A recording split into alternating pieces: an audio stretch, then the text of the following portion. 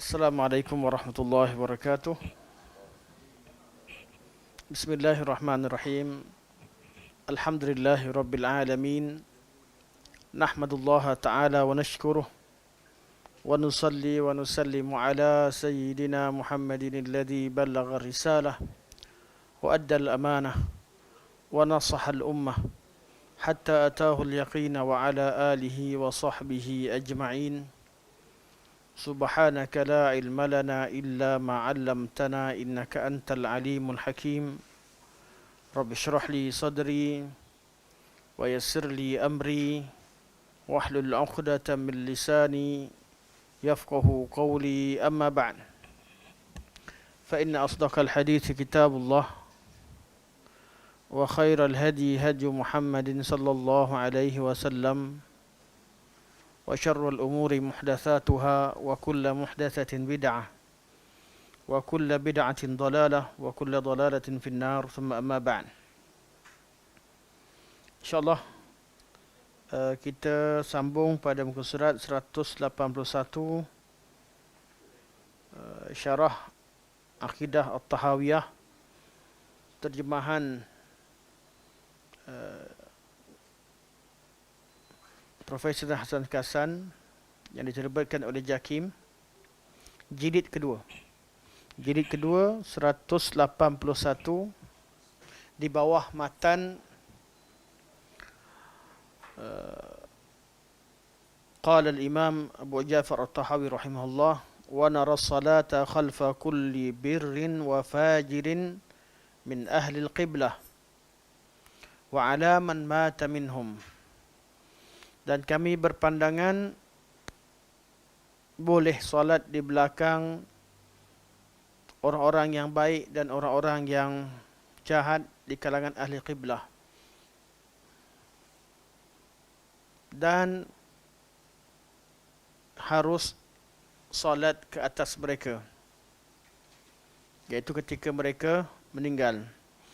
Kita dah syarahkan tentang keharusan solat di belakang tiap-tiap imam yang sah solatnya.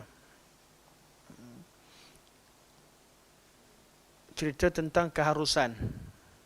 Namun dari segi afdal, sudah tentu sesama orang soleh sendiri pun ada yang lebih afdal daripada yang lain. Jadi cerita tentang keharusan, bukan tajuk berkaitan dengan kata sama. Tak samalah orang yang jahat, orang yang ahli maksiat dengan ahli ibadah. Tak sama. Di kalangan ahli ibadah, orang soleh sendiri pun ada hukum hakam yang kita mendahulukan orang-orang yang lebih baik bacaan Al-Qurannya, lebih banyak hafalannya dan sebagainya. Itu jadi perbincangan kita tentang bab keharusan solat di belakang ahli bid'ah. Perbincangan ini rentetan daripada perbincangan berkaitan dengan matan sebelumnya, iaitu Syekh menyatakan bahawa orang-orang yang meninggal di kalangan ahli kabair yang meninggal selagi dia tidak kafir, maka tidak dihukumkan dia kekal dalam neraka. Itu perbincangannya kerana mereka masih Islam. Jadi pecahan daripada perbincangan tersebut adalah berkaitan dengan hukum solat di belakang orang-orang ahlul kabair, orang yang pelaku dosa besar atau ahli, orang yang sering melakukan dosa besar. Dosa besar, ada orang yang buat dosa besar dan bertaubat, tapi ada orang yang buat dosa besar dan dia ahlinya, dia ahlul kabair. Hukumnya bagaimana? Hukumnya harus solat di belakang mereka. Kemudian kita dah bincangkan tentang hukum solat di belakang masturul hal. Orang yang masturul hal atau masturil hal. As-salatu khalfa masturil hal. Solat di belakang orang yang kita tak tahu keadaan dia, tak tahu hal dia. Ahli sunnah ke bukan? Akidah dia macam mana? Kita masuk masjid tak kenal dia pun. Kita masuk masjid, tak payah tanya siapa kat depan tu, kita solat je lah. Kita pergi RNR, tak tahu siapa depan kita tu. Nampak ada jemaah solat, kita solat. Itu namanya masturil hal. Kita tak tahu keadaan dia. Dan tidak disyariatkan untuk kita pergi test dia. Test macam mana dengan solat? Malah sebelum solat sekalipun kita tak disuruh untuk test. Nak ajak jemput ke depan, test dulu. Aina Allah? Tak boleh. Tak perlu pun. Tidak perlu. Masturul hal, tak perlu kita persoalkan. Tapi kalau kita kenal, kita lebih mendahulukan orang-orang yang saleh di kalangan ahli sunnah wal jamaah. Okey, kemudian Syekh membincangkan tentang solat di belakang ahli bid'ah dan orang yang fasik. Silakan. Ya, saya.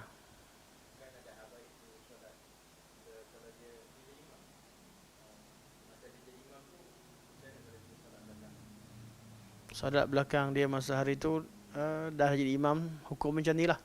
Solat je lah. Walaupun sepatutnya didahulukan orang salih di kalangan ahli sunnah wal jamaah. Mana? Ya?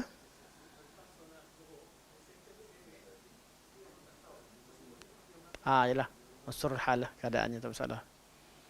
Mana kita ini yang kita bincangkan.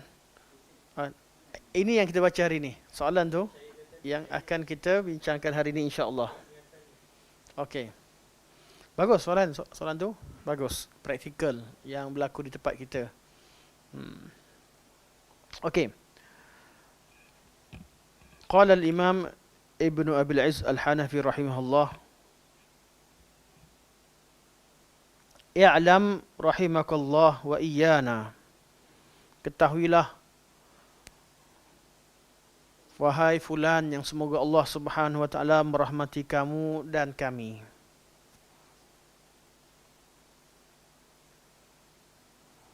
Saya baca atau bawah.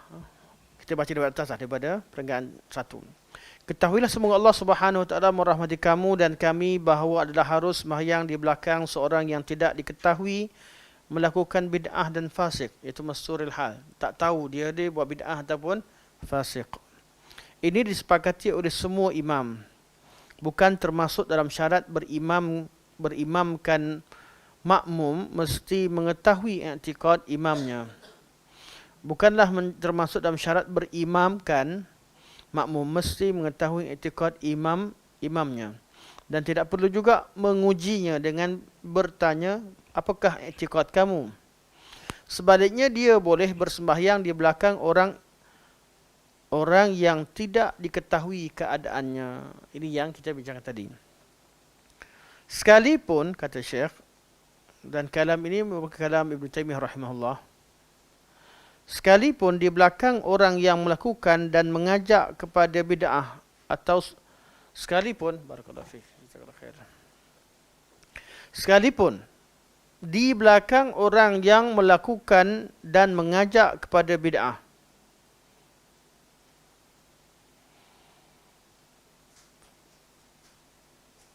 okey. Pertama, ahli bid'ah yang tak mengajak, tak ada khilaf. Memang boleh solat belakangnya.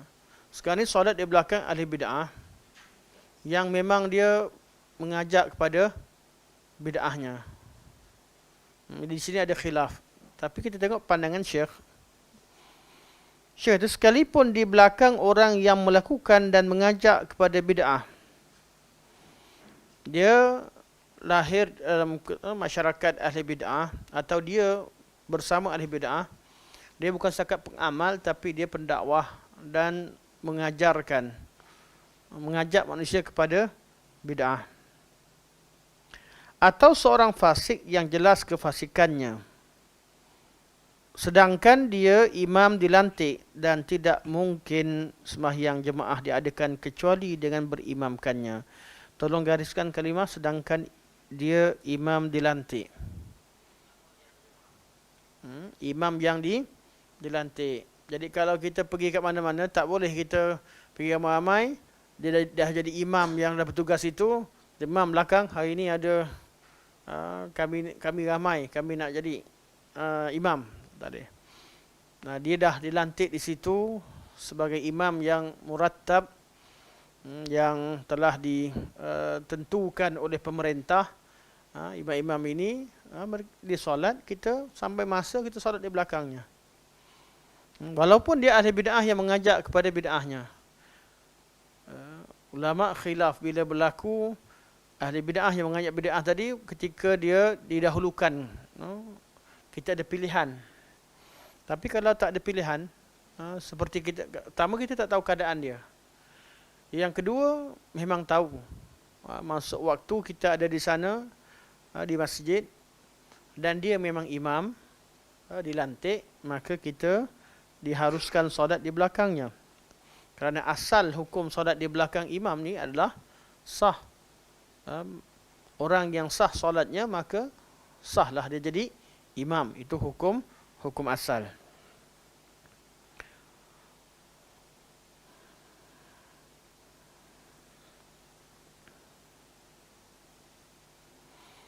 Seperti imam solat Jumaat dan solat sunat 2 hari raya dan solat di padang Arafah di musim haji.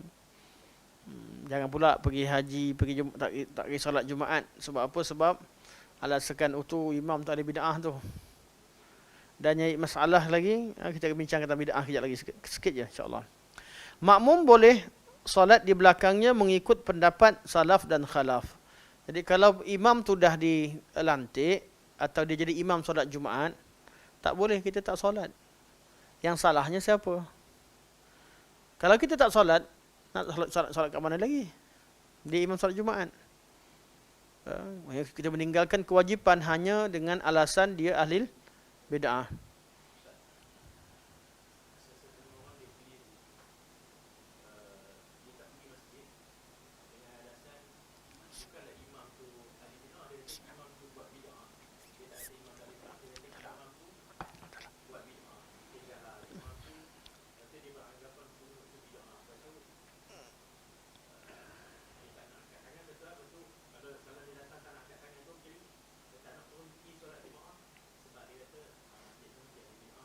Dia sebenarnya dia malas tu.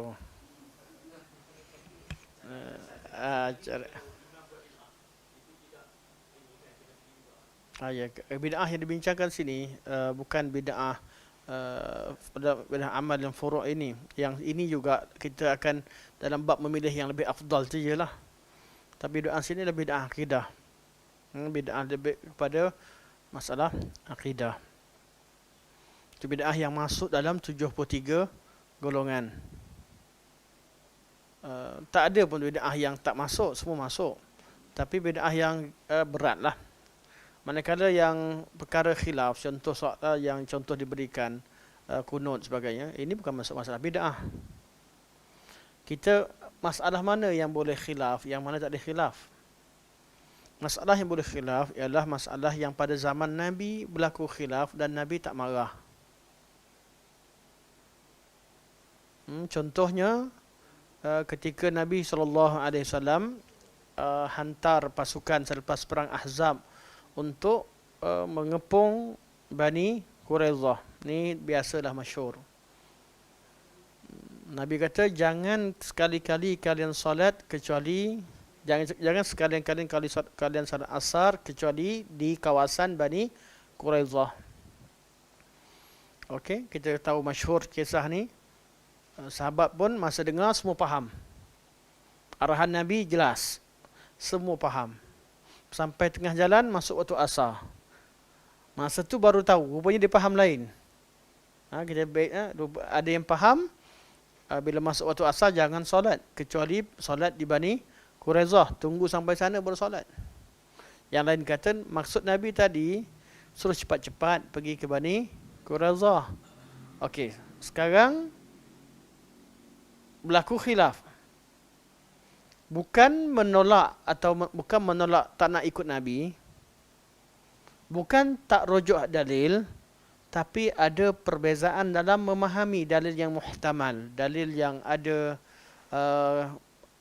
mengandungi kemungkinan dengan kedua-dua perkara tersebut. Kalau dia berdalilkan satu benda yang tak muhtamal, yang tak ada kaitan langsung seperti ahli batiniyah buat, itu memang tertolak ni. Mereka ni golongan yang tak termasuk dalam perbincangan kita. Tapi kalau dalil itu ada ihtimal, ada kemungkinan makna satu dan dua, kemungkinan itu mungkin kita rasa tak mungkin, tapi orang lain rasa itu. Dan kita tidak menuduh i'tiqad dia tak nak ikut Nabi. Masing-masing nak ikut Rasulullah. Hadis sampai kepadanya. Hadis sampai dan dia sedia ikut Nabi, cuma cara nak praktikkan arahan Nabi tadi, cara nak faham ada khilaf. Itu namanya khilaf furu'. Betul, masalah fiqh ni, walaupun fiqh kita tahu bahawa mesti ada yang lebih tepat berbanding dengan yang lain. Tiap-tiap khilaf yang berlaku zaman Nabi itu, Nabi akan beritahu yang mana betul, yang mana salah. Kalau Nabi tak beritahu, confirm diketahui siapa betul, siapa salah. Walaupun duduk sahabat, duduk kumpulan ni bila jumpa Nabi, Nabi diam, tapi tak disebutkan, Nabi tak sebut bahawa asabtumus sunnah, satu kumpulan macam mana Nabi sebut kepada Ammar bin Yasir ketika bersama Sayyidina Umar dalam kisah yang lain. Walaupun Nabi tak sebut, Nabi tak iakan mana-mana kumpulan betul atau salah, tetapi keadaan suasana amalan sahabat selepas itu mengiyakan bahawa orang-orang yang solat tengah jalan tadi, pemahaman mereka betul, sesuai dengan kehendak Nabi. Sampai sekarang tak ada orang amalkan nak pergi solat, nak pergi Bani Quraizah tak boleh solat tengah jalan, mesti solat Bani Quraizah. Menunjukkan bahawa maksud Nabi itu dipahami selepas itu. Tak perlu di-highlightkan siapa betul, siapa salah, kerana diketahui secara daruri oleh sahabat melalui pengamalan mereka. Dan dalam pemahaman fiqh pun ada begitu. Masalah-masalah yang kita lihat dari segi amalan. Contohnya bila seorang Ansar, ketika salah seorang daripada kaum Muhajirin datang, dia bercadang nak ceraikan isteri dia untuk diberikan kepada sahabatnya yang Muhajir. Adakah sunnah itu diikuti? Tak. Diketahui bahawa itu bukan sunnah pun, tapi kisah itu menceritakan tentang bagaimana mereka ketika itu mengorbankan dan sanggup beri sesuatu yang terbaik kepada sahabatnya. Di kisah itu tak diceritakan dalam bab fiqh. Kenapa tak bincang bab fiqh? Memang tak berlaku pun. Mana ceraikan lagi? Tak bagi pun. Masa tu pun kisah, hanya tinggal kisah. Tapi dia tidak melibatkan hukum. Kerana Nabi tak ikrar. Nabi tak ikrar tentang perkara tersebut.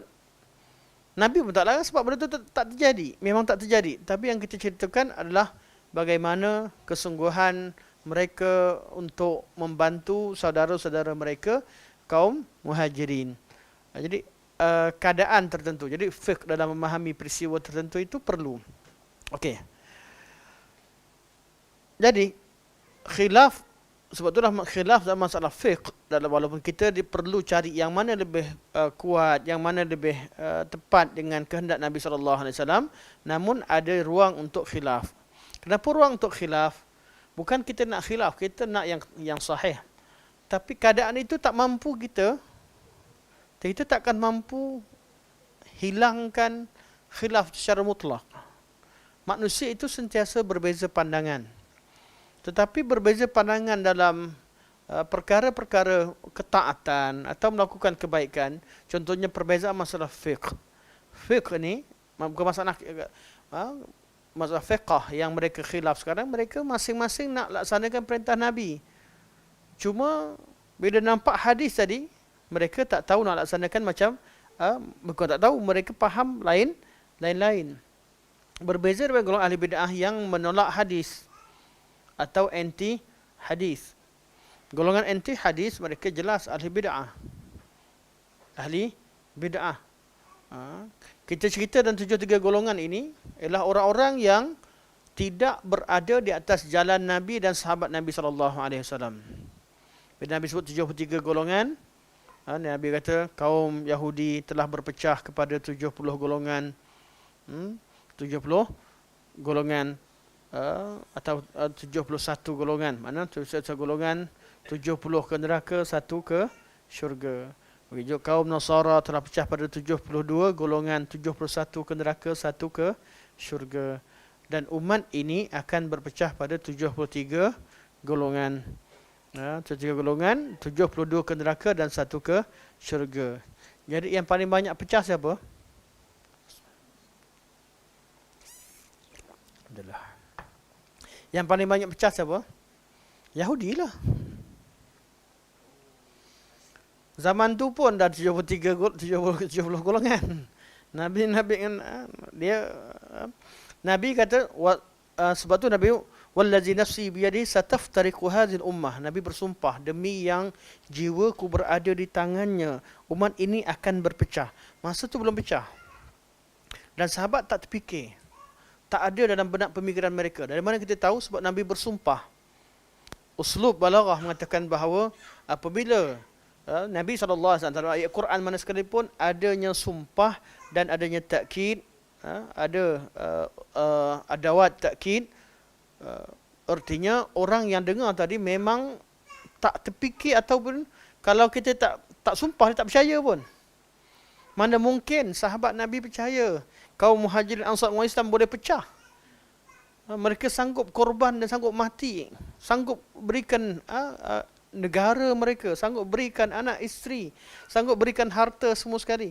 Tak mungkin perpecahan itu sahabat ni bergaduh, tak mungkin. Sebab tu Nabi bersumpah wallazi nafsi biyadihi sataftariqu hadhil ummah. Kalimah wallazi nafsi biyadihi ini menunjukkan bahawa sahabat pun tak terfikir. Tak terfikir berlaku perpecahan di kalangan umat Islam. Jadi perbezaan pandangan yang berlaku di kalangan sahabat bukan iftiraq yang dimaksudkan dalam 73 golongan dan 73 golongan ini. Di zaman Nabi berlaku perbezaan pandangan tertentu, tapi bukan itu yang dimaksudkan. Apa yang Nabi iakan dalam zaman Nabi, khilaf itu dibenarkan. Tapi khilaf sebagian pada sahabat khilaf masalah qiraat, seorang baca benda dah jelas kemudian bergaduh lagi, ini dilarang. Berkaitan dengan kalau dua-dua dah contoh riwayat Al-Quran dua-dua dah betul dan sebagainya, perkara-perkara begini yang dilarang.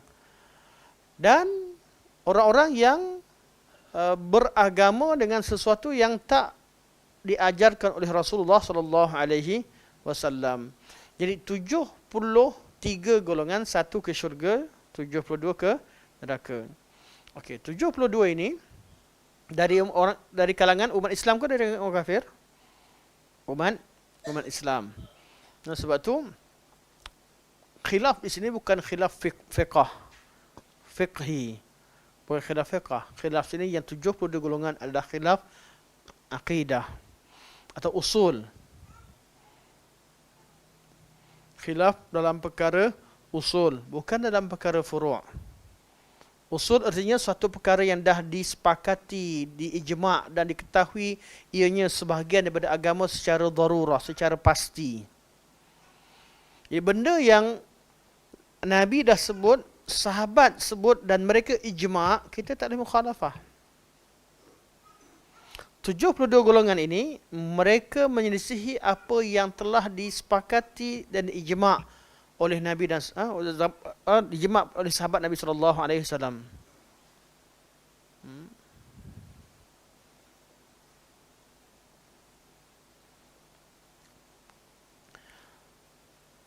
Takrif hadis ini panjang kalau ini. Tapi kita cerita tentang bid'ah. Bid'ah ni yang dibincangkan juga di sini bukan kat sini bukan khilaf mazhab. Jangan pula pergi belakang Hanafi tak nak solat belakang, mazhab Hanafi, mazhab Syafi'i. Kadang-kadang khilaf dalam fiqh, mereka khilaf dalam melaksanakan, bukan khilaf dalam menerima ataupun tidak. Khilaf dengan ahli bid'ah, mereka memang tak terima. Sebab tu ahlul kalam kita panggil ahli bid'ah. Sebab mereka tak nak terima hadis ahad sebagai hujjah dalam akidah. Sedangkan zaman Nabi ijma' mereka pakai akidah. Mereka menerima berita yang diterima secara ahad dalam akidah. Nabi utuskan sahabat secara perorangan pergi ke negeri-negeri tertentu untuk mengislamkan. Kenapa nak perlu akidah nak kena datang 15 orang, 70 orang beritahu serentak tak boleh begini-begini, syarat-syarat itu letakkan. Syarat-syarat itu diletakkan untuk mengetahui kekuatan ataupun turuk hadis tak apa. Tapi bukan untuk menolak penghujahan hadis tersebut. Ahli bid'ah ketika membincangkan bab mutawatir dan ahad berbeza dengan ahli sunnah. Ahli sunnah bincang nak tahu kekuatan riwayah, kekuatan subut, yang mana lebih kuat subut, walaupun tidak menolak bahawa yang sabit dengan ahad itu adalah satu perkara, kalau dia sahih wajib diterima. Ahli bid'ah mereka bincangkan bab mutawatir dan ahad ini untuk menolak hadis ahad dalam perkara-perkara tertentu. Okey. Jadi 72 golongan ini, kalau kita tahu mereka yang beragama dengan sesuatu yang tak diajarkan oleh Rasulullah sallallahu alaihi wasallam, mereka ahli bid'ah. Tapi tahap mana?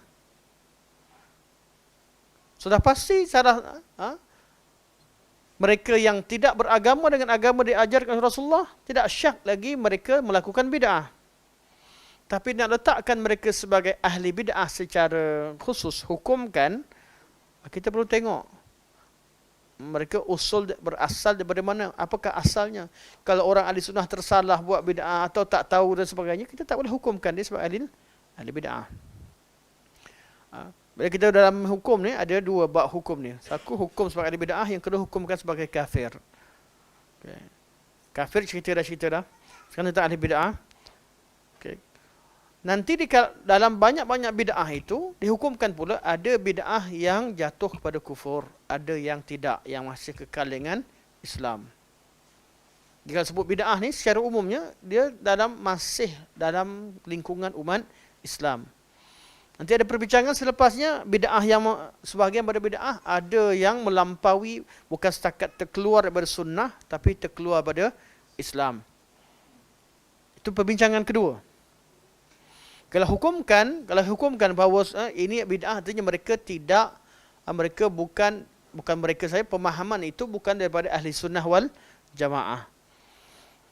Antara yang keluar daripada sunnah wal jamaah itu atau keluar daripada mazhab sunnah itu, ada yang masih kekal Islam, ada yang keluar sampai terkeluar daripada Islam. Kalau yang ahli bid'ah, yang terkeluar dia ahli bid'ah ataupun dibuat bid'ah, dan bid'ahnya sehingga terkeluar daripada Islam, tidak syak lagi tidak sah solat di belakang dia. Mana boleh solat di belakang orang yang kafir? Kerana syarat solat itu sah, seorang imam itu mesti seorang Muslim. Seorang Muslim yang berakal, yang tidak melakukan bid'ah yang mukafirah, yang boleh mengkafirkan mereka. Mesti berwudu, dan syarat-syarat dibincangkan masalah fiqh, syarat sebagai imam. Okay. Jadi khilaf yang dibincangkan di sini bukan khilaf fiqhi. Jangan pula lepas ni tak nak solat belakang ustaz tu ada sayyidina, ustaz ni tak ada sayyidina. Masalah furu'. Walaupun perkara ini furu', bukan maksud furu' tak penting dibincangkan secara ilmiah. Kita belajarlah nanti kat kelas betul-betul, tengok balik, bincang betul-betul. Tapi dia bukan, tak ada satu kumpulan pun yang kata kami ni tolak hadis, tak nak ikut hadis. Tapi ada kaedah-kaedah tertentu yang berlaku khilaf di kalangan ulama yang perlu kita belajar. Cumanya saya pribadi, saya sering sebut, sebaik-baiknya masalah yang berat jangan dicampakkan kepada orang awam. Bukan tak boleh. Boleh, tapi di kelas yang khusus supaya mereka bila mereka tahu, mereka terus belajar. Bukan dicampakkan di tempat yang kita tak mampu nak kontrol. Ketidakfahaman itu tak mampu benda itu jelas je pun boleh terangkan. Tapi kalau di tempat yang tertentu yang mana kita tak tahu, orang tu faham tak nak kontrol, dia jadi kadang-kadang jadi masalah kerana hanya pada meletakkan masalah itu membincangkan isu yang sesuai atau tidak pada tempatnya. Itu sahaja yang berlaku perbezaan. Cuma apabila perkara itu berlaku, inilah peluang untuk kita belajar betul-betul. Peluang belajar betul-betul. Kita sebelum berlaku awam lagi. Dah berlaku perbezaan pandangan ni, belajar dan tengok qaul betul-betul siapa yang qaul nak memahami pandangan pihak yang berbeza dengan kita. Tengok kemudian kita akan mampu, kita ada kecenderungan dalam diri kita untuk menerima mana-mana pandangan. Kemudian kita beramallah dengan apa yang kita yakin.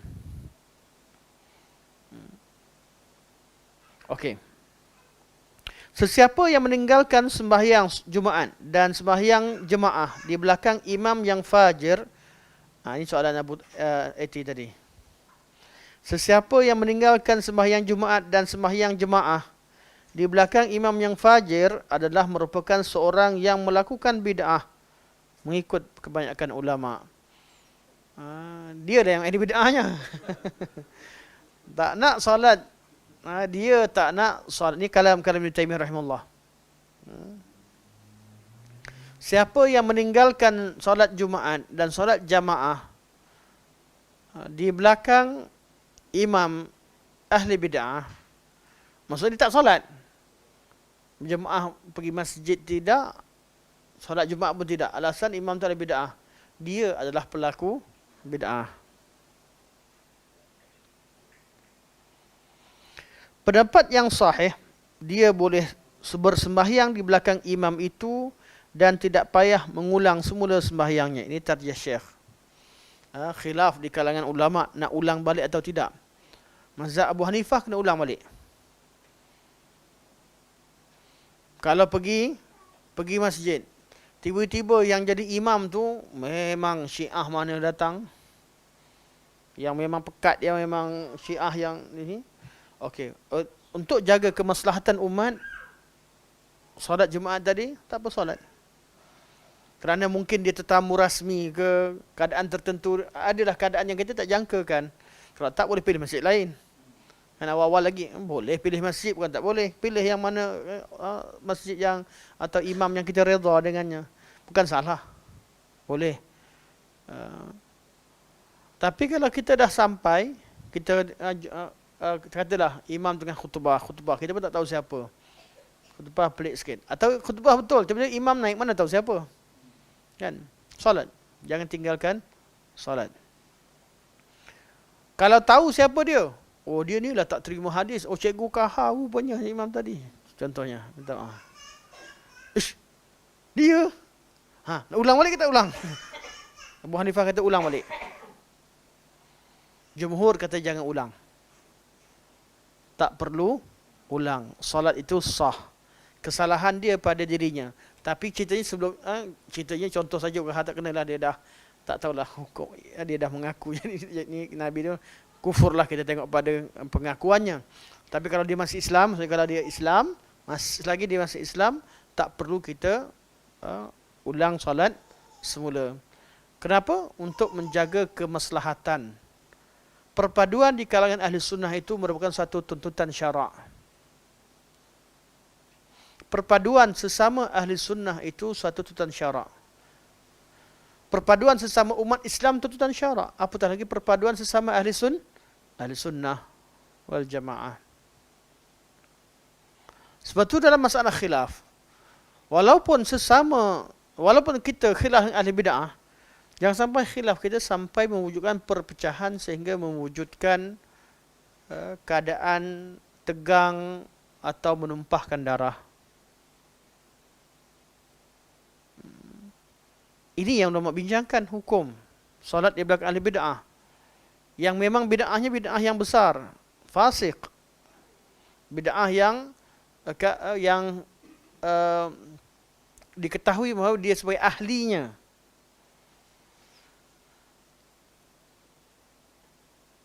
Sebab tu contoh yang diberikan, kita akan tengok contoh.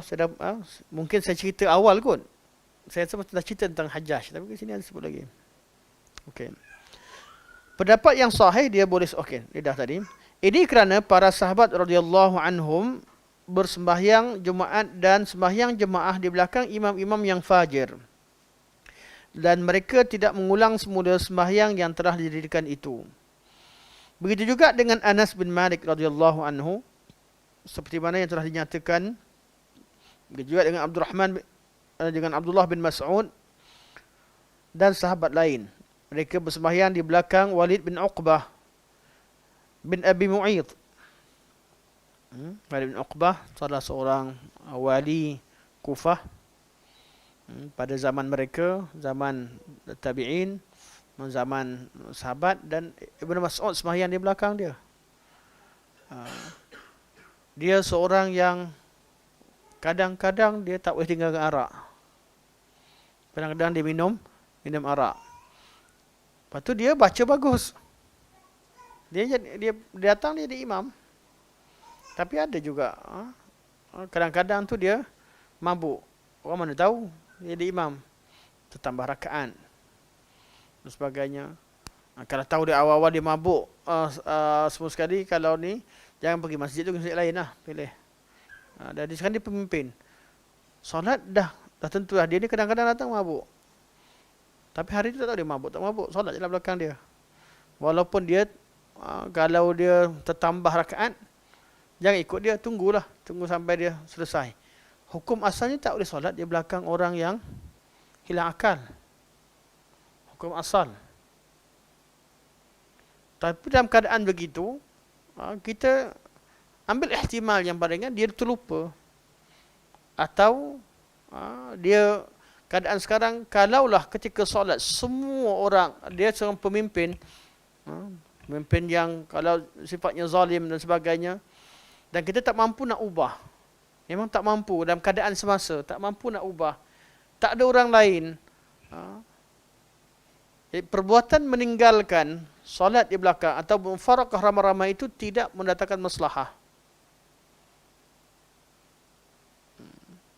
Kecuali kalau mampu. Kalau pemimpin negara demokrasi, kuasa tak kuat. Tuan-tuan, negara demokrasi ni boleh lagi kritik. PM panggil jumpa pun anak-anak rakyat kritik kat dalam Facebook dan Twitter. Ya, demokrasi dia benarkan begitu. Tapi tak sama dengan negara beraja. Contoh, pernah nampak ke di negara beraja rakyatnya pantai raja? Contoh, pernah nampak rakyat Brunei bantai sultannya? Atau rakyat Saudi? Tak ada. Negara beraja berbeza, tuan-tuan. Alhamdulillah, saya ada rezeki duduk di dua buah negara sistem yang berbeza. Rakyat yang main cakap ni rakyat di negara demokrasi yang memang disuruh bercakap.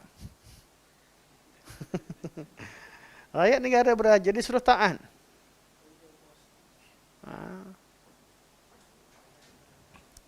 Apatah lagi zaman dahulu.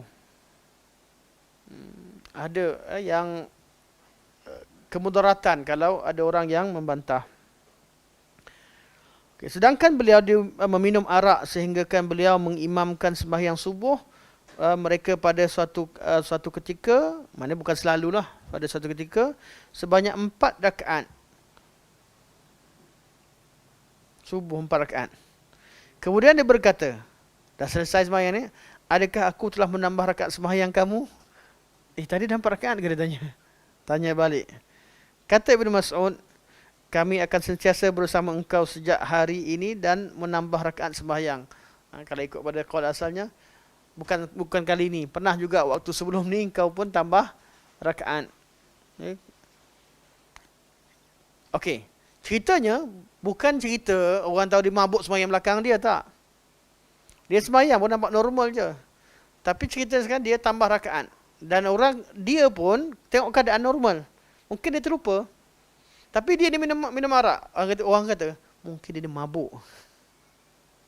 Sebab berlaku beberapa kali dan dia memang diketahui minum arak. Bila pemimpin raja minum arak, siapa yang nak dakwa? Ni bukan saya ceritakan ni, tapi ini keadaannya.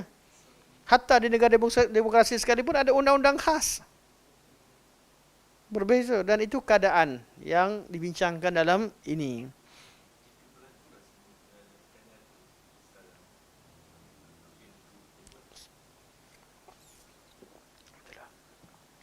Kalau dia terlebih rakaat.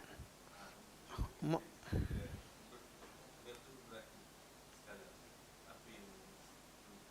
Buat macam sahabat. Buat macam Ibnu Mas'ud. Ibnu Mas'ud kata apa? Kita tengok teks bahasa Arabnya. Kata Ibnu Mas'ud, "Ma zilna ma'aka mundul yaum fi ziyadah." Kami sekarang masih bersama kamu. Dulu pun kau pernah buat macam ni. Mana pernah berlaku kesalahan tu. Okey, cerita dia ni mabuk tak mabuk, ada perbincangan ulama lah masa tu mabuk ke lupa sebagainya. Tetapi dia ni memang pemabuk. Dia tertambah sebab mabuk ke sebab lupa, nombor dua. Tapi dia ni memang minum arak, dan orang tak boleh nak buat apa sebab dia raja. Dia bukan raja, raja negeri. Sebab dia wali. Atau dia jadi gubernur di Kufah. Okey. Jadi Ibn Mas'ud tak ulang solat. Muamalah dengan dia macam orang yang lupa. Tak apa, dia mabuk tak mabuk, anggap dia lupa lah. Kita takkan nak check dia. Bawa dengan budak-budak boleh lah, dengan orang awam. Jadi cara sahabat muamalah dengan dia seperti orang yang lupa. Manakala dah solat 2 rakaat, dia naik, ikut tak? Tak ikut. Dia tanya balik sebab confirm ramai tak ikut tu. Itu yang kita kena faham lah. Lepas tu dia tanya balik, aku solat lebih ke? Maksudnya dia bukanlah mabuk sampai tak tahu apa langsung. Dia masih ada kadar. Tapi ada juga ulama yang tafsirkan peristiwa itu berlaku kerana dia lupa. Ada sejarah kata kerana dia lupa, bukan kerana dia mabuk. Walaupun yang kita sekarang, dia memang minum arak dan fasik. Itu yang fokus utama. Peristiwa fiqah macam mana keadaan itu, kita letakkan ke tepi. Dia mabuk ke dia lupa. Tapi dia ni memang diketahui minum arak. Itu yang paling penting sekali tu. Silakan.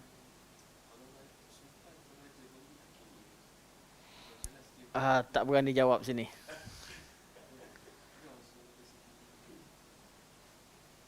Tiap-tiap imam, ada undang-undangnya, ada hukumnya.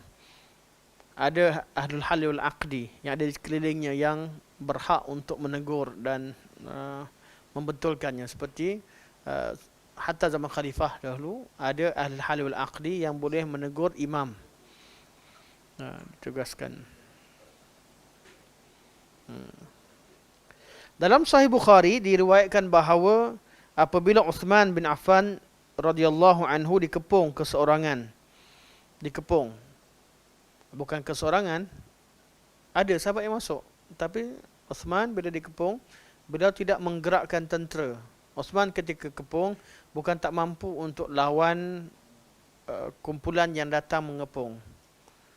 Kalau beliau bersuara ketika itu, sudah pasti umat Islam boleh menyelamatkan beliau. Tapi keadaan itu keadaan yang masih terdedah kepada kemungkinan. Beberapa kemungkinan. Sayyidina Uthman berpegang teguh dengan pesanan Nabi SAW, iaitu tidak melepaskan jubah yang kamu pakai, iaitu jawatan tersebut. Dan Uthman orang yang baik, beliau tetap nak seorang pun di kalangan umat Islam yang ditumpahkan darahnya di tangan beliau, kerana beliau secara peribadi. Tapi kalau kerana negara, kerana umat, memang tegas. Tapi kalau kerana diri beliau secara peribadi, beliau tak nak ada seorang pun yang dibunuh kerana nak selamatkan beliau. Jadi beliau ketika dia kepung, bukan tak ada. Hasan, anak-anak Sayyidina Ali datang, offer, biar kami settlekan yang datang ni. Anak-anak muda, Hasan dan Husain datang, offer. Namanya Hasan. Menunjukkan bahawa tak ada kaitan nak ada yang cuba laga-lagakan antara Sayyidina Ali dan Uthman. Kerana dia hantar anak-anaknya datang. Cuma Uthman minta Bukan sekadar masa dikepung tu, masa kepung, orang tu kepung rampas kuasa, dia masih ada di rumahnya, orang tu jadi imam pula. Sebab yang datang Khawarij ni bukan tak baca Quran, dia hafal Quran. Mereka mereka yang hafal Al-Quran, tapi tidak ada kefahaman agama yang benar. Dalam Sahih Bukhari diriwayatkan bahawa apabila Uthman bin Affan radhiyallahu anhu dikepung keseorangan, lalu seseorang bertanya kepada Uthman,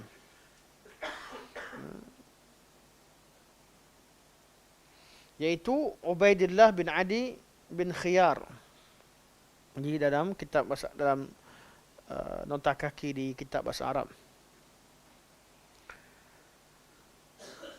Apa dia kata kepada Uthman? Dia kata, sesungguhnya engkau adalah imam bagi semua orang.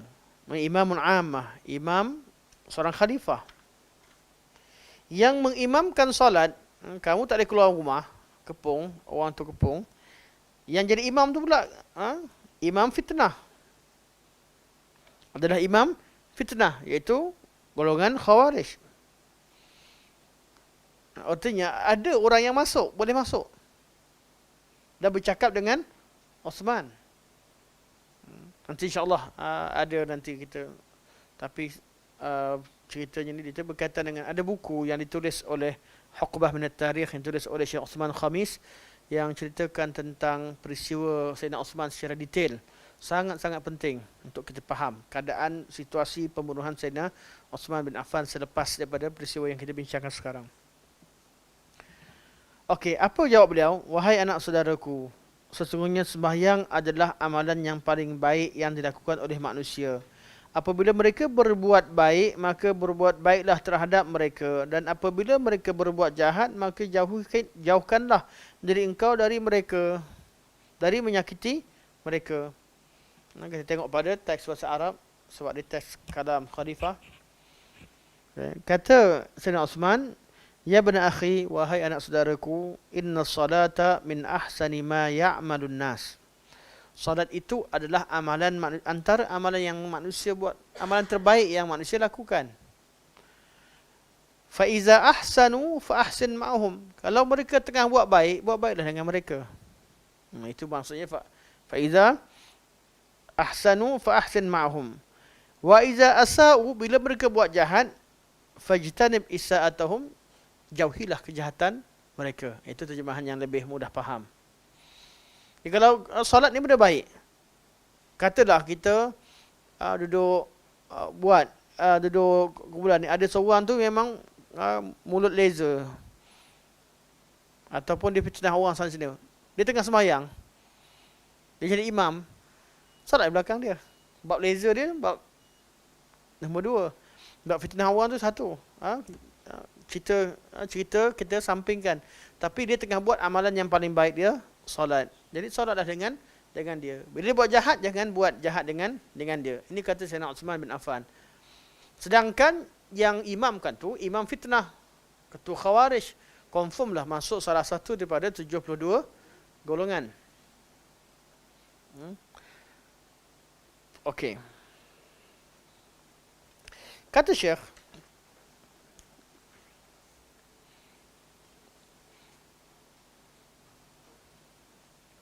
sembahyang orang fasik, maka solat orang fasik, dari fal fasiqu, maksud maka, atau oleh kerana itu, sembahyang orang fasik yang melakukan bid'ah itu sendiri adalah sah.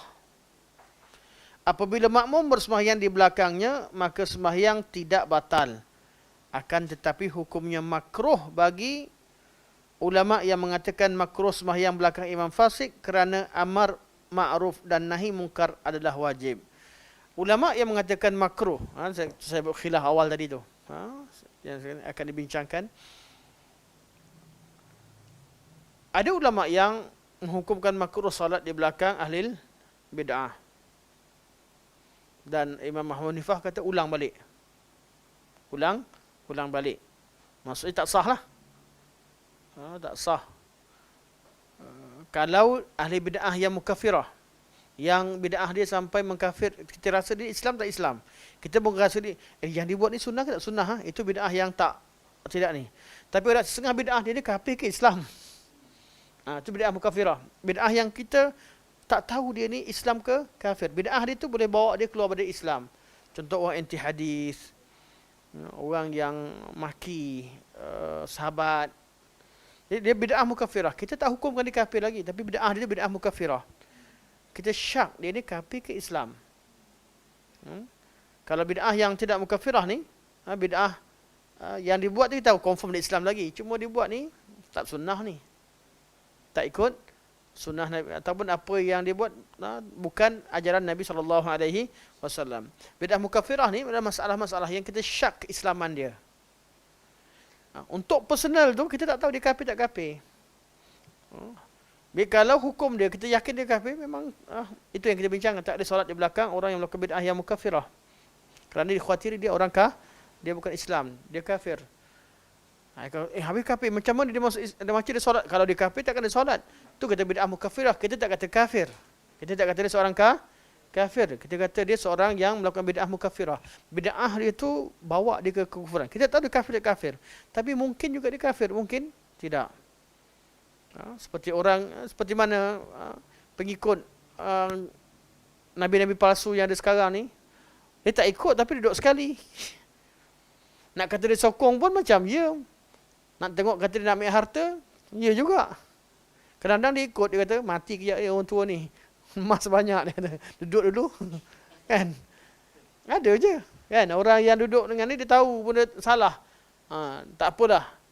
Engkau Tuhan ke engkau apa tak kisah. Yang penting dia ada emas. Dia ada harta. Dia mati ni habis aku ambil.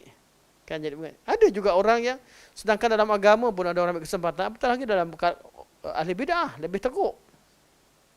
Nakkan adanya kepentingan. Jadi sebab tu di kalangan orang kafir tak semestinya dia tolak Islam. Ada orang kafir yang tahu Islam tu betul tapi dia kafir. Di kalangan ahli bid'ah dia tahu orang yang amalkan sunnah itu betul tapi dipilih untuk jadi ahli bid'ah kerana kepentingan tertentu. Ini perbincangan secara personal. Betul, orang secara personal kita tak nak hukumkan apa-apa kecuali kita kenal dia secara personal, ataupun kita bawa tanya betul-betul, siasat betul-betul. Sebab tu kita tak boleh hukumkan secara rambang. Tapi amalan tu amalan bid'ah atau akidah yang mazhab yang dibawa adalah bid'ah mukafirah. Nak tahu macam mana bid'ah mukafirah ni kadang-kadang ni nak mudah faham begitulah. Kita syak. Kita tahu dia ni kafir lagi, Islam lagi ke ataupun kafir. Masalah-masalah yang begitu. Orang yang pernah dengar dia ni maki Islam ke, ajaran Islam ke, dia persoalkan hadis ke, yang kita rasa ni bid'ah mukafirah. Sebab tu bila Cikgu Kah yang meninggal, kita syak. Nak solat tak solat. Itu betul tu. Sebab bid'ah dia mukafirah. Dia kafir tak kafir tu jawab agama dia putuskan nak kuburkan dekat mana. Kan? Tapi kita kalau yakin dia ni dah keluar, jangan solatkan dia. Dan sampai sekarang anda tak pernah cakap rahimahullah. Anda secara peribadi tak rasa dia masuk Islam. Secara peribadi. Tak sebut, hari tak sebut dah. Sebab keadaan dia tidak bertaubat sampai ke akhirnya kita nampak keadaan dia. Zahirnya. Tapi kita nampak, tapi kita tak jadikan apa yang kita cakap tu sebagai hukum. Kan? Kita tak hukum. Tapi apa yang kita rasa, apa yang kita zahir nampak begitu. Yang rasminya ikutlah pada pemerintah. Pemerintah putuskan, jangan pula kita bantah. Kubur tukar kubur dia pergi kat Hindu ke, kubur pergi kat kafir, tak. Pemerintah dah putuskan itu kemaslahatan. Tapi kita secara peribadi, orang yang kita rasa dia bukan Islam, kita jangan solatkan. Dan tidak solat di belakang dia. Dalam keadaan dengan ilmu, jangan mengkafirkan orang dengan mudah. Kena fahamlah. Itu balik pada hukum berkaitan dengan takfir. Okey, kita sambung sikit sampai habis tajuk ni. Maka solat orang fasik yang melakukan bid'ah itu sendiri adalah sah apabila makmum bersembahyang di belakangnya, maka sembahyang tidak batal. Akan tetapi hukumnya makruh bagi ulama. Bagi ulama yang mengatakan makruh sembahyang belakang orang fasik kerana amar ma'ruf dan nahi mungkar adalah wajib. Kenapa makruh? Sebab sepatutnya kita lakukan amar ma'ruf dan nahi mungkar. Mana boleh orang buat ahli bid'ah diberi jawatan, makinlah dia naik tocang. Jadi perlu adanya amar ma'ruf dan nahi mungkar, antaranya sekat. Sekat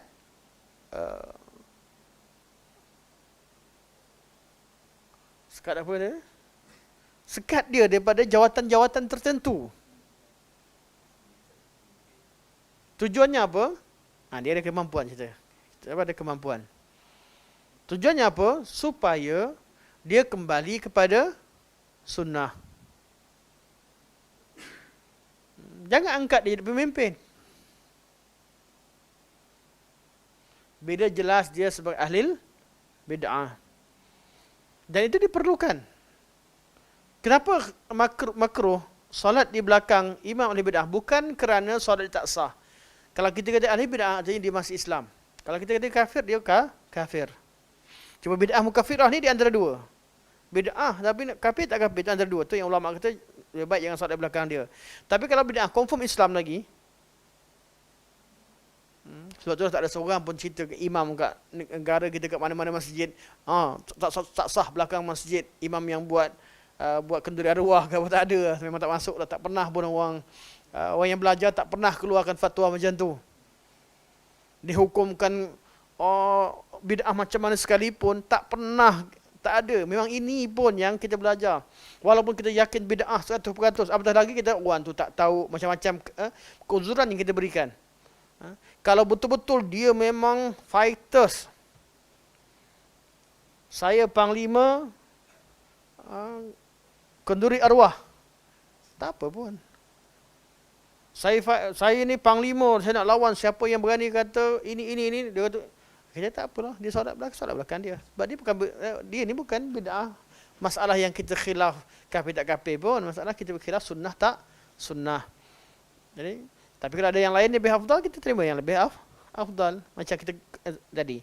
Yang kita tolak daripada awal, yang ulama khilaf adalah bid'ah mukafirah. Yang contohnya macam saya contohnya ayat CUKH ke. Tak apalah, sebabkan dia memang rasmi salah kan. Jadi tak apa kita sebut, dah meninggal dah pun. Pandai-pandai pengikut dia marah. Minta maaf je lah, sorry bang. Kan? Ya, yang kita jelas, bukan jelas, bid'ah dia jelas kafir, tapi dia kita tak tahu. Kafir tak kafir.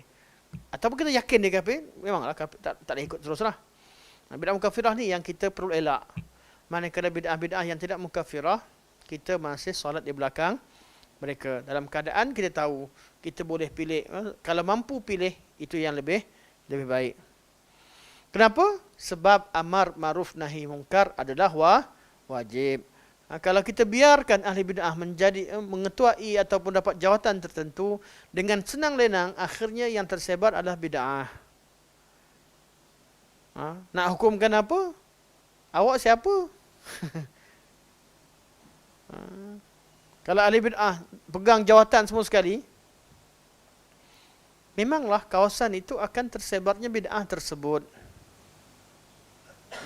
Sebab itu, ulama yang hukumkan makruh itu kerana mereka kata bukan kerana diri mereka dan bukan kerana menghukumkan solat di tak sah, tapi kerana perlu melakukan amar ma'ruf dan nahi mungkar supaya yang tersebar itu adalah kemakrufan, perkara yang makruf, bukan perkara yang mungkar. Jadi caranya dengan sekat ahli mungkar daripada berkuasa atau memiliki jawatan yang istimewa dalam masyarakat. Kerana perkara itu diharapkan agar dikembali kepada sunnah. Satu lagi, dia kena habiskan satu perenggan lagi ya. Okey. Sampai perenggan kita habis. Antara bentuk amar ma'ruf nahi mungkar ialah orang yang melakukan bid'ah dan kejahatan secara terang-terangan tidak boleh dijadikan imam bagi orang-orang Islam. Dia berhak dikenakan ta'zir. Mana kalau orang tu ada dia minum arak dan sebagainya, dia jangan jadikan imam. Tadi dia pemerintah, jadi dia memang yang kita cerita tentang gubernur, tentang hukum gubernur sultan. Tapi kalau orang awam yang ahli ini, jangan jadikan dia sebagai ini. Jangan jadikan dia sebagai imam. Tidak boleh dijadikan imam bagi orang-orang Islam. Dia berhak dikenakan ta'zir, mana kenakan hukuman sehingga bertaubat. Jadi geng-geng LGBT ta'zir dia. Bukan bagi hak. Golongan ni kalau kita tak kenakan hukuman ta'zir dan kepada mereka, dia anggap biasa nanti dalam masyarakat, lama-lama dia akan tuntut hak. Apabila kesalahan, suatu kesalahan kemungkaran, tidak diambil tindakan, dia akan jadi biasa pada satu generasi. Lama-lama dia jadi apa? Jadi yang serasi. Lama-lama menjadi adat dan kebiasaan, dan lama-lama dia akan membentuk undang-undang dan amalan hukum. Dan itu yang berlaku. Tapi kalaulah golongan ini, siapa sahaja yang melakukan perkara mungkar, ditakzir, dikenakan hukuman, sudah pasti tak ada masa untuk dia tuntut hak. Paling-paling minta maaf, minta ringankan hukuman. Kesibukan mereka pada minta ringankan hukuman, bukan nak minta hak untuk diberikan hak. Okey. Dia berhak dikenakan takzir sehingga bertaubat. Sekiranya dia boleh dipulaukan sehingga dia bertaubat, maka adalah lebih baik. Di sini fik memulaukan. Bukan mana memulaukan sehingga dia bertaubat. Tahzir dan hajar tujuannya dia adalah wasilah untuk kembalikan seseorang kepada sunnah, atau menjauhkan orang Islam daripada bid'ah atau kesalahan tertentu. Bukan dengan kita bertahzir seseorang, kita membenci dia secara peribadi sehingga pada kebaikan dia pun kita benci. Benci ahli bid'ah dengan kadar bid'ahnya. Benci kafir dengan kekufurannya. Oleh kerana ahli bid'ah itu masih ada Islamnya, jadi masih ada walak kadar tertentu untuk kadar keislamannya. Tahzir tadi pada kadarnya. Apatah lagi kalau itu dari kalangan ulama. Sebab tu Anas selalu sebut, bukan asatizah yang berubah.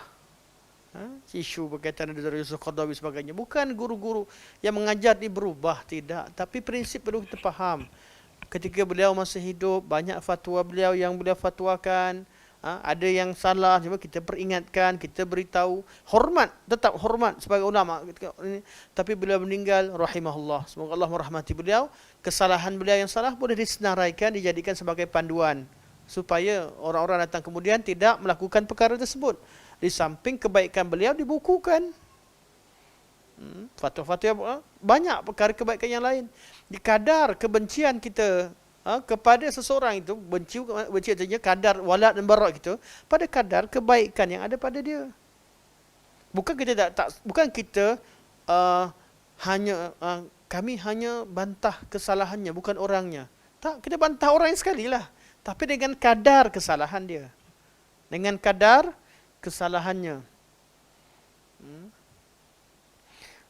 Kalau dah meninggal, maka ketika itu kita tengok kepada kemaslahatan dan tengok pada, apatah lagi kalau saya secara peribadi, Dr. Yusof seorang yang mulia, seorang yang hebat, ulama yang hebat dalam bidang beliau.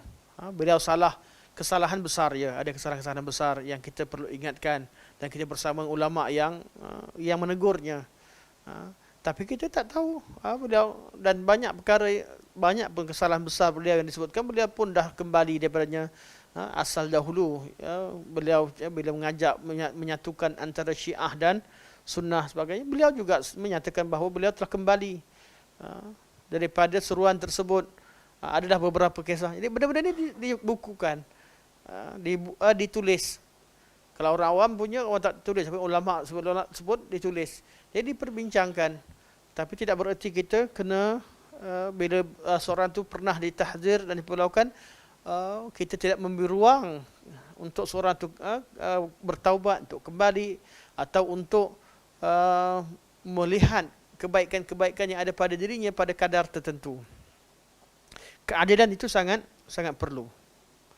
Apabila seseorang itu tidak dijadikan imam dan orang ramai bersembahyang di belakang imam lain, akan menimbulkan kesan dalam dirinya dan dapat menghalangnya daripada melakukan kemungkaran, lalu dia bertaubat. Jadi tujuannya, pemulauan ini ada tujuan, bukan kebencian yang mutlak. Bukan tak suka ni, pulau sampai tak jumpa. Tahu-tahu jumpa masa Masa kapan? Dah mati dah rupanya. Dia ni pulau, dan itu berlaku. Gaduh-gaduh pulaukan. Konon last sekali hanya jumpa masa dah wafat. Hadir majlis pengebumian salah seorang daripada mereka. Atau orang lain akan berhenti melakukan dosa yang dilakukannya. Dia sendiri mungkin tinggalkan bidah, atau orang lain nampak, tak naklah aku ikut dia. Ikut dia ni dah lah, tak berbaloi. Akhirat pun tak berbaloi, kat dunia pun kena pulau kan. Jadi orang tak nak. Tapi kalau buat salah, ada habuan macam tadi dapat emas, buat salah tapi dapat harta, mungkin juga orang nak. Orang tahu salah-salah, yang penting aku dapat jawatan. Yang penting ada orang yang begitu. Jadi kalau dia buat salah, kemudian tidak diberikan keistimewaan tertentu atau dipulaukan, akan mengembalikan dia kepada sunnah ataupun mengembalikan orang lain atau menjadikan orang lain jauh daripada bid'ahnya. Maka adalah baik dilakukan sedemikian, iaitu pemulauan hajar ataupun tahzir tadi. Apabila orang seperti ini tidak lagi dijadikan imam, maka ia mengandungi maslahah syariah serta makmum tidak akan keluputan sembahyang jemaah dan Jumaat. Jadi kalau lantik orang yang baik, settle lah. Orang begini tak ni. Tapi perbincangan minggu depan insya-Allah, sekiranya, saya ingatkan habis, tapi sekiranya ni kena minggu depan juga. Sekiranya tak boleh nak pulau, dia pula pemimpin, dan kalau kita memulaukan hajar, kita ambil pendekatan kita yang tenggelam, saya pulau. Kami tak nak terima apa-apa, kami tak nak duduk dengan kamu berapa orang? Ada kesan ke? Hajar pulau, pemulauan tahzir ini adalah wasilah untuk menegakkan sunnah. Tapi ada ketikanya tak sesuai dilaksanakan kerana dia akan menenggelamkan. Bukan bererti kita wala' bara' kekal hukumnya. Tapi tahzir dan hajar ini ada tempatnya. Dia berkaitan dengan maslahah, ada kemaslahan ataupun tidak. Kalau kita cuma ada 3 orang, tahzir yang ramai 100 orang, aku tak nak tolong kau. 3 orang, aku tak nak bagi ni. Ada apa? Harta tak ada, pangkat tak ada, apa tak ada, suara tak ada. Kalau kita nak pulaukan yang lebih hebat, itu tidak kemaslahatan. Itu artinya kita telah melakukan satu kebodohan. Sebab tu kena pilih. Kita kena tahu. Ada perkara yang nas, ada perkara yang ijtihad. Bab, kita tidak syak lagi bahawa bab memulaukan salah satu daripada uslub syarak. Salah satu uslub syarak. Iktiraf dan diguna pakai. Bukan salah kepada penggunaan uslub tersebut, tapi salah pada ijtihad meletakkan perkara itu bukan pada tempatnya. Perlu, sebab tu bab hajar ni perlu dilakukan oleh seorang alim, seorang yang tahu kemaslahatan. Dan sebab tu ulama sebut tentang syarat-syarat orang yang boleh mengeluarkan pandangan dalam bab siapa yang perlu dipulaukan, kadar mana, sampai bila. Dia bukan sampai mati. Sampai bila-bila tak boleh nak berubah. Ada orang kata, habis berubah. Dulu guru kita dulu di pulau, dia kata ni salah, kemudian sekarang dia pula. Kan? Ini kita bab hajar, ini bukan benda yang mutlak. Bukan, dia berkaitan dengan ijtihad. Keadaan semasa, keadaan tertentu untuk menegakkan sunnah Rasulullah sallallahu alaihi wasallam. Jelas insya-Allah? Okey, insya-Allah. Sampai sini saja. Semoga Allah Subhanahu jadikan pertemuan kita pertemuan yang bermanfaat, yang baik bagi Allah Subhanahu Wa Taala, yang lemah kurang daripada saya sendiri. Semoga Allah terima segala kebaikan, ampunkan segala kelemahan, dan semoga Allah Subhanahu Wa Taala bimbing kita di dunia dan di akhirat. Semoga Allah Subhanahu Wa Taala satukan hati-hati kita di atas sunnah Nabi sallallahu alaihi wasallam, dan semoga Allah Subhanahu Wa Taala temukan kita semula di syurganya di atas iman dan dalam keadaan aman insya-Allah. Subhanakallah wa bihamdika asyhadu an la ilaha illa anta astaghfiruka wa atubu ilaik. Wa sallallahu ala sayyidina Muhammad wa ala alihi wa sahbihi wa baraka wa sallam. Walhamdulillahirabbil alamin. Assalamualaikum warahmatullahi wabarakatuh.